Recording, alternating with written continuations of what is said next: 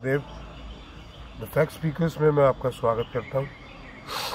अब मोदी जी ने भी G7 में वहाँ पे मेहमान थे, भारत वहाँ पे इनवाइटी था और वो दौरा अभी चल ही रहा है। अभी पपुआ न्यू गिनी में गए हम, गिनी, और वहाँ पे जिस तरीके का स्वागत मोदी जी का हुआ है, तो जो लेफ्ट लिबरल गैंग है, जो देश विरोधी ताकतें हैं, उनकी सुनगी हुई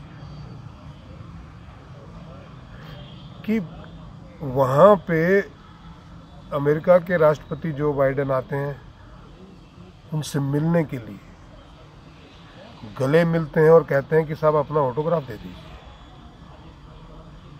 मोदी जी बोलते हैं, अरे भाई, हंसते हैं, बोले नहीं मैं आई एम सीरियस, क्योंकि आपकी जो जून में हमारे यहाँ यात्रा होने वाली है उसके लिए ओवर बुकड हो गई टिकटें और हर तीसरा आदमी मुझसे टिकट मांग रहा है।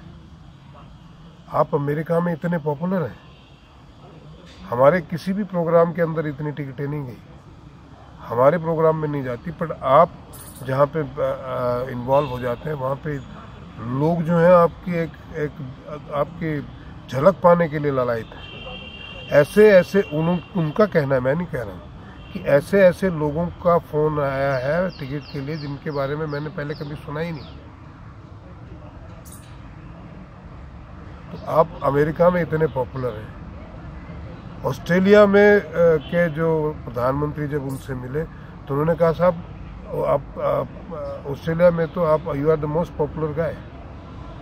अब ये जो रेटिंग आती है उसमें तो इंडिया की रेटिंग के हिसाब से वर्ल्ड का उनको बेस्ट बनाया हुआ है। अगर वर्ल्ड की रेटिंग करें तो फिर इस हिसाब से तो फिर उनके सामने कोई ठहरता ही नहीं। जो पपुआ न्यू गिनी के जो प्रधानमंत्री हैं, उन्होंने तो पैर छू के उनका अभिवादन किया है। जापान के जो प्रधानमंत्री हैं वो उनको मतलब इतने गदगद दिखे।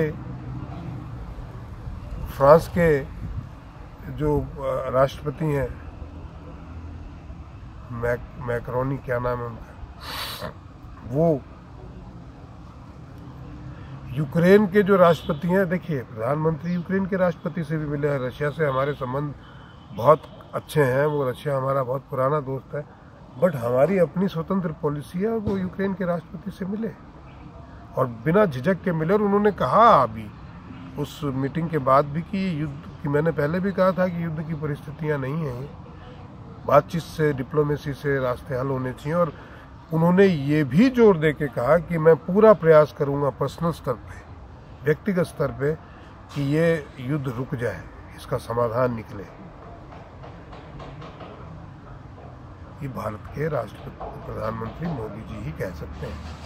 बाकी अच्छा, उससे पहले यूरोपियन यूनियन ने कुछ बातें कही थी कि हिंदुस्तान से जो है पेट्रोकेमिकल प्रोडक्ट जो हैं वो ना खरीदें, क्योंकि रशिया का माल ये जो है रीडिज़ाइन करके हमको भेजते हैं। उसका जवाब भी जयशंकर जी ने बहुत भयंकर वाला दिया था। अब लेफ्ट लिबरल गैंग का चक्कर ये है कि इनको ये समझ में नहीं आ रहा है कि मोदी को गिराए कैसे। तो देश में अफवाहें फैला के, देश में मोदी ये मोदी वो, अभी इसका संसद भवन का नए का जो सेंट्रल विस्टा है उसका वो उद्घाटन वो क्यों कर रहे हैं? अरे भाई, तुम तो उसका विरोध कर रहे थे, अभी तक तुम लोगों ने तो विरोध किया, सुप्रीम कोर्ट तक गए थे। सुप्रीम कोर्ट ने ये कहा कि ये देश के लिए गर्व की बात है कि इतने सालों में देश का कोई प्रधानमंत्री ये नहीं कर पाया। अगर प्रधानमंत्री ये विजन देखते हैं और समय से पहले और निश्चित जो रकम हुई थी उससे कम में बन के तैयार हुआ है, उनको, विपक्ष को ये समझ में नहीं आ रहा है कि मोदी को गिराएं कैसे। मोदी की पॉपुलैरिटी तो दुनिया भर में बढ़ती जा रही है। राम मंदिर बन जाएगा अभी, मतलब चारों तरफ से। अच्छा, फिर उनकी दुविधा ये भी है कि मोदी के सामने खड़ा किसको करें। मैं नाम लेता हूँ 4-5 लोगों के, आप खुद ही देख लीजिएगा। आप भले ही मोदी विरोधी हो, कितना भी विरोधी हो, फिर भी क्या राहुल गांधी को बना दे देश का प्रधानमंत्री, मोदी जी को हटा के? ममता बनर्जी को बना दें, रोहिंग्या राज करेंगे वहाँ। केजरीवाल को बना दें जो झूठ के अलावा कोई बोलता नहीं है। किसको बनाए? तेजस्वी यादव को, अखिलेश यादव को, स्टालिन को? कौन है? ये सारे भी मिल जाए तो जनता मतलब प्रधानमंत्री के लिए किसको वोट दे? मैंने ऐसे बहुत सारे लोगों से मेरी वार्तालाप होती रहती है जो भारतीय जनता पार्टी का विरोध करते हैं, धुर विरोधी हैं, और जब देश के प्रधानमंत्री बनने की बात आती है तो वो भी ये कहते हैं कि मोदी का कोई अल्टरनेटिव नहीं है। जब तक मोदी जी चाहेंगे प्रधानमंत्री तो उसी को बनाएंगे, उन्हीं को बनाए। मोदी जी के बाद में हो सकता है कि एक बहुत बड़ा वैक्यूम वहाँ खड़ा हो जाए। हालांकि योगी जी तैयार हैं, योगी जी तैयार हैं, उनकी पॉपुलैरिटी भी है, लेकिन फिर भी एक बहुत बड़ा वैक्यूम होगा जैसे गुजरात में हुआ। पार्टी की अंदरूनी कलह बढ़ जाएगी। जैसा मोदी जी के टाइम में सब अलग अलग डफली अलग अलग राग बजा रहे थे, बीजेपी में ही प्रधानमंत्री के बहुत सारे कंटेंडर थे, आज भी है। बट आप मोदी जी को हटा दें तो योगी जी के अलावा कोई दिखता नहीं है।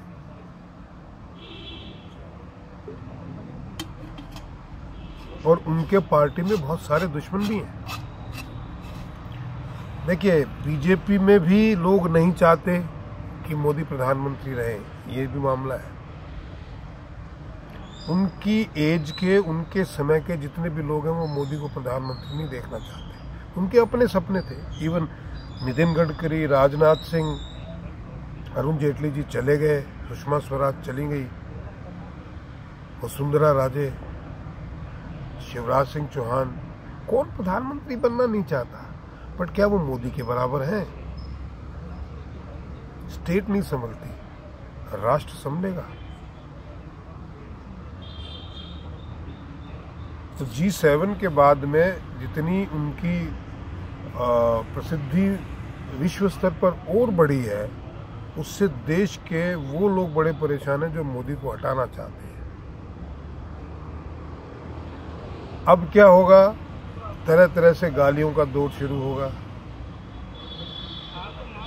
और कोई भी व्यक्ति अगर ये जितना मोदी को गालियां देते हैं, देश की 90% पॉपुलेशन सुनना नहीं चाहती उनके विरुद्ध। मैं तो भ्रमण करता रहता हूँ, मैं देखता हूँ, मैं लोगों की टो लेना चाहता हूँ, लेता रहता हूँ कि उनके विरुद्ध बोल के, यार ये मोदी ने तो अच्छा नहीं। लोग मेरे से गले पड़ जाते हैं, लड़ने लग जाते हैं।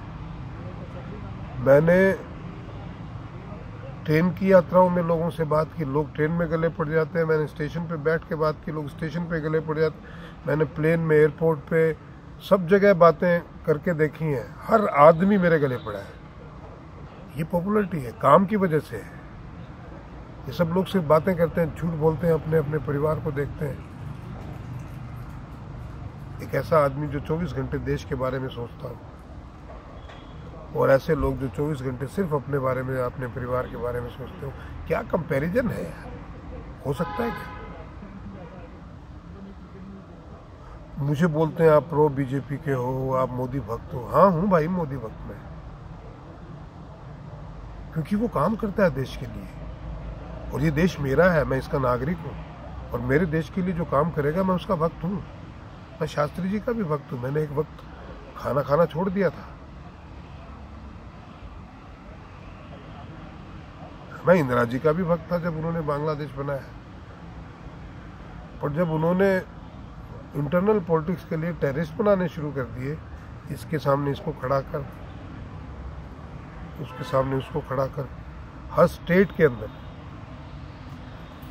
अपने ही लोग की इसकी पॉपुलैरिटी बढ़ रही है तो दूसरे को आगे बढ़ा दो, ये दोनों आपस में लड़ते रहे। तब मुझे उनसे थोड़ी घृणा होगी, भ्रष्टाचार की वजह से घृणा होगी। और उसके बाद में अटल जी का भी मैं फैन रहा हूँ। बट उसके बाद में मनमोहन सिंह जी भी मुझे बहुत अच्छे लगे हैं, ऐसा नहीं है। और जिस तरीके का भ्रष्टाचार व्याप्त हो गया, जिस तरीके से देश को पूरी तरीके से खड्डे में डाल दिया, तो फिर नफरत होने लगी। और ये तो हमारा सौभाग्य है कि मोदी जी आ गए, वरना तो अब तक देश डूब चुका होता, जिस तरफ जा रहा था देश।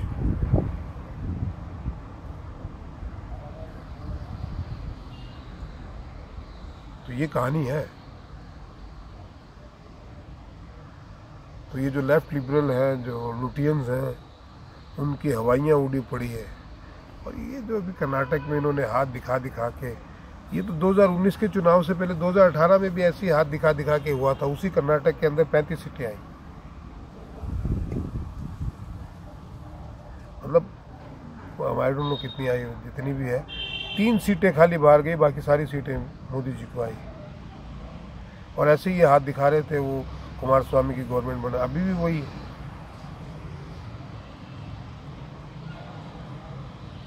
डर व्याप्त है, भ्रष्टाचार करने वालों को डरे हुए हैं वो। और वो सिर्फ सरकार में इसलिए आना चाहते हैं कि हमारा भ्रष्टाचार के ऊपर जो केसेस है वो खत्म हो जाए और हम नया भ्रष्टाचार कर सकें। उनके पास देश के लिए कोई विजन नहीं है। मोदी को हराना है और सरकार में आना है, ये कोई विजन है क्या? देश के लिए क्या विजन है?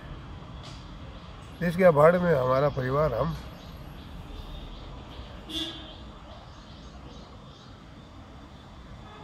तो मुझे लगा आपसे शेयर करना चाहिए G7 का ये जो इंसिडेंस हुआ है। वीडियो हो सकता है 5-7 दिन बाद है, लेकिन भावना तो वही है।